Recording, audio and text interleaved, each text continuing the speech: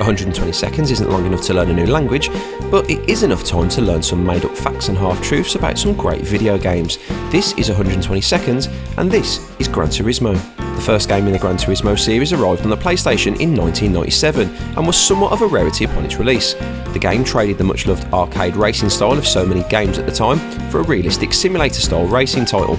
By today's standards, the graphics might look dated, but back when the game was first released, it was a cut above just about everything else. The replays looked almost as good as real-world racing that you might have watched on your TV. That's so long as your TV was broken, covered in Vaseline, was 20 feet away and on fire.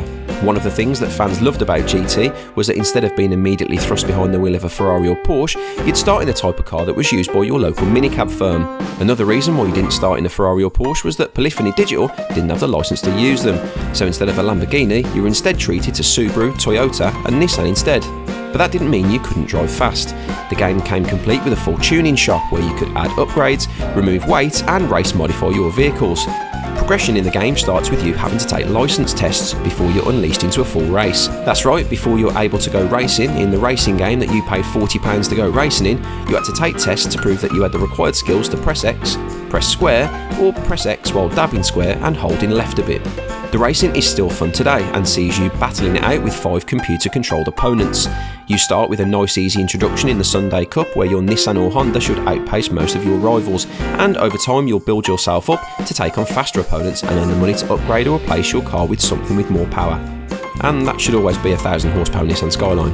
The soundtrack for the game is amazing, featuring late 90s indie tracks from Garbage, Ash and series favourites Feeder, which means this game features music you actually might want to listen to while racing, rather than the music in today's games which would force you to jump out the window of a moving car.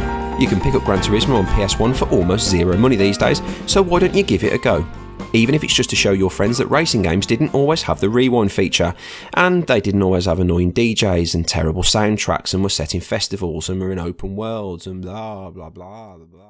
That was 120 seconds, and that was Gran Turismo.